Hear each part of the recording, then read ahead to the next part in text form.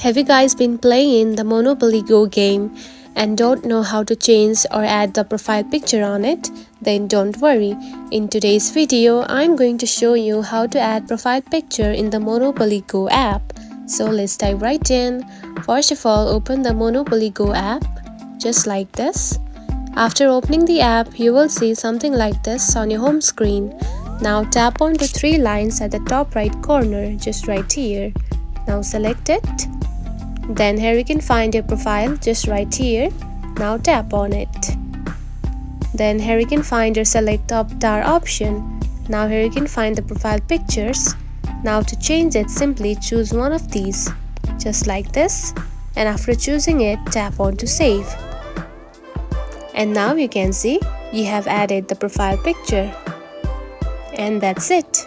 This is how you can add profile picture in the Monopoly Go app. It is a very easy process, right? If you found this video helpful, don't forget to like and subscribe for more tips. Thanks for watching.